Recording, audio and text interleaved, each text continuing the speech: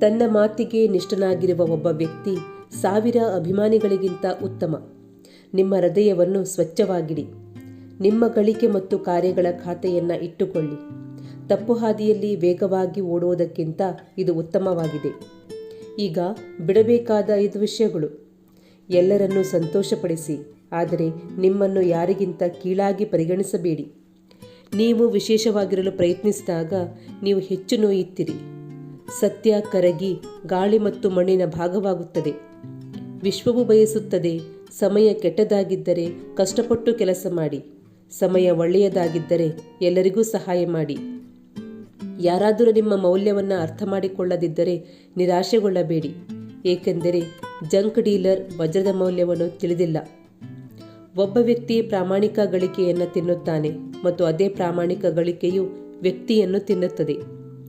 ಆತುರದ ವ್ಯಕ್ತಿ ನಷ್ಟವನ್ನು ಅನುಭವಿಸುವುದು ಬಹಳ ಅಪರೂಪ ಮತ್ತು ಒಳ್ಳೆಯದನ್ನು ಮಾಡುವ ವ್ಯಕ್ತಿ ವಿಫಲನಾಗುವುದು ಅಸಾಧ್ಯ.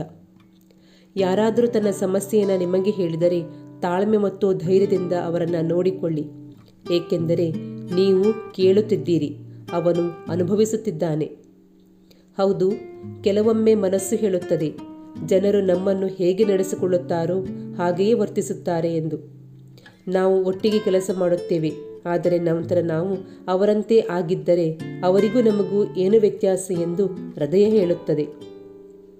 ಈಗ ನಾನು ಹಣ ಗಳಿಸುವುದಷ್ಟೇ ಅಲ್ಲ, ಆಶೀರ್ವಾದಗಳನ್ನು ಗಳಿಸಲು ಕಲಿಯಬೇಕು, ಏಕೆಂದರೆ ನಾವು ಹಣ ಗಳಿಸಿದಾಗ ನಮಗೆ ವಸ್ತುಗಳು ಬರುತ್ತವೆ, ಆದರೆ ನಾವು ಆಶೀರ್ವಾದಗಳನ್ನು ಗಳಿಸಿದಾಗ ಹಣದ ಜೊತೆಗೆ ಸಂತೋಷ ಮತ್ತು ಪ್ರೀತಿ ಕೂಡ ಬರುತ್ತದೆ.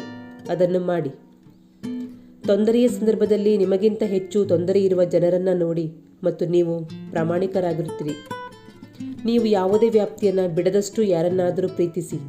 ಅವನು ಇನ್ನೂ ನಿಮ್ಮವನಾಗಲು ಸಾಧ್ಯವಾಗದಿದ್ದರೆ ಅವನನ್ನು ಬಿಟ್ಟು ಬಿಡಿ. ಯಾರೊಬ್ಬರ ಉಪಕಾರವನ್ನು, ಅದು ಎಷ್ಟೇ ಚಿಕ್ಕದಾಗಿದ್ದರೂ ಮತ್ತು ನಿಮ್ಮ ಉಪಕಾರ ಎಷ್ಟೇ ದೊಡ್ಡದಾಗಿದ್ದರೂ ಅದನ್ನು ಎಂದಿಗೂ ತೋರಿಸಬೇಡಿ. ಸುಳ್ಳು ಹೇಳುವ ಮೂಲಕ ನಂಬಿಕೆಯನ್ನು ಮುರಿಯುವುದಕ್ಕಿಂತ ಸತ್ಯವನ್ನು ಹೇಳುವ ಮೂಲಕ ಸಂಬಂಧವನ್ನು ಮುರಿಯುವುದು ಉತ್ತಮ, ಏಕೆಂದರೆ ಸಂಬಂಧವು ಇನ್ನೂ ಸ್ಥಾಪಿಸಲ್ಪಡುತ್ತದೆ, ಆದರೆ ನಂಬಿಕೆ ಎಂದಿಗೂ ಸ್ಥಾಪಿಸಲ್ಪಡುವುದಿಲ್ಲ. ನೀವು ಒಟ್ಟಿಗೆ ಇರುವ ಸಮಯವನ್ನು ಉತ್ತಮಗೊಳಿಸಿ. ನೀವು ಒಳ್ಳೆಯ ಸಮಯಕ್ಕಾಗಿ ಕಾಯುತ್ತಿದ್ದರೆ ನಿಮ್ಮ ಇಡೀ ಜೀವನವು ಕಡಿಮೆಯಾಗುತ್ತದೆ. ಒಬ್ಬ ವ್ಯಕ್ತಿಯು ನಾನು ಈಗ ಏನು ಮಾಡುತ್ತಿದ್ದೇನೆ ಎಂಬುದರ ಬದಲು ಈಗ ನನಗೆ ಏನಾಗುತ್ತಿದೆ ಎಂಬುದರ ಬಗ್ಗೆ ಯೋಚಿಸಲು ಪ್ರಾರಂಭಿಸಿದರೆ ಜೀವನವು ಉತ್ತಮವಾಗಿರುತ್ತದೆ.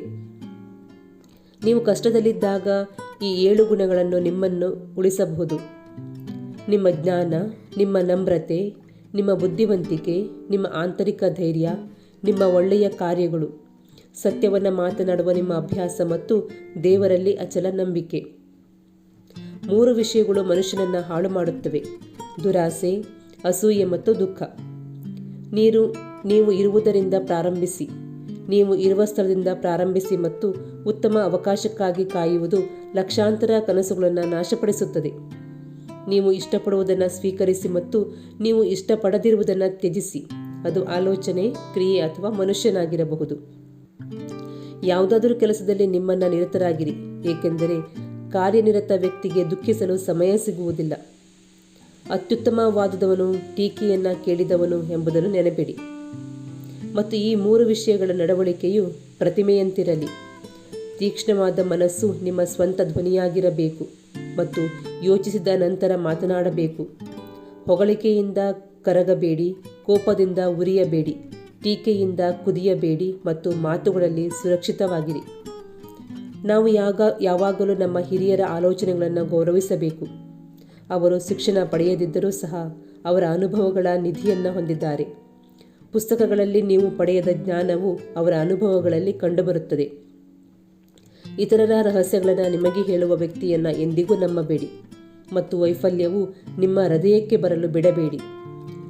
ಜೀವನದಲ್ಲಿ ಯಾವುದೇ ದುಃಖ, ಸಮಸ್ಯೆ ಅಥವಾ ಕೊರತೆ ಇದ್ದರೆ ಅದನ್ನು ಸರಿಪಡಿಸುವ ಬಗ್ಗೆ ಯೋಚಿಸಿ. ಅದರ ಬಗ್ಗೆ ಯೋಚಿಸಿ ದುಃಖಿಸುವುದರಿಂದ ಏನು ಪ್ರಯೋಜನ? ಅಂತಹ ಪರಿಸ್ಥಿತಿಯಲ್ಲಿ ಸ್ವಲ್ಪ ಕಠಿಣತೆಯೂ ಅಗತ್ಯ. ಕೆಲವೊಮ್ಮೆ ನಿಮ್ಮ ಸರಳ ಸ್ವಭಾವ ಮತ್ತು ಸಿಹಿ ಮಾತುಗಳು ನಿಮ್ಮ ದೌರ್ಬಲ್ಯ ಮತ್ತು ದುಃಖತನವೆಂದು ಪರಿಗಣಿಸಲಾಗುತ್ತದೆ.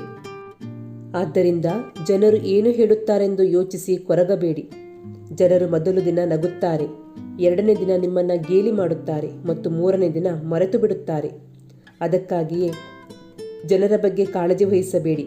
ಸರಿಯಾದ ಮತ್ತು ಸೂಕ್ತವಾದುದನ್ನು ಮಾತ್ರ ಮಾಡಿ. ನಿಮಗೆ ಬೇಕಾದುದು ನಿಮಗೆ ಸಂತೋಷವನ್ನುಂಟು ಮಾಡುತ್ತದೆ. ಈ ಜೀವನವು ನಿಮ್ಮದು, ಜನರದ್ದಲ್ಲ. ಎಲ್ಲರನ್ನ ನೋಡಿಕೊಳ್ಳಿ, ಆದರೆ ನಿಮ್ಮ ಬಗ್ಗೆಯೂ ಕಾಳಜಿ ವಹಿಸಿ. ಯಾವಾಗಲೂ ನಗುತ್ತಿರಿ. ಕೆಲವೊಮ್ಮೆ ಅದು ನಿಮಗಾಗಿ ಮತ್ತು ಕೆಲವೊಮ್ಮೆ ನಿಮ್ಮ ಪ್ರೀತಿ ಪಾತ್ರರಿಗಾಗಿ. ಮತ್ತೆ ಮುಂದಿನ ವಿಡಿಯೋದೊಂದಿಗೆ ಭೇಟಿಯಾಗುತ್ತೇನೆ. ಅಲ್ಲಿಯವರೆಗೆ ಧನ್ಯವಾದಗಳು.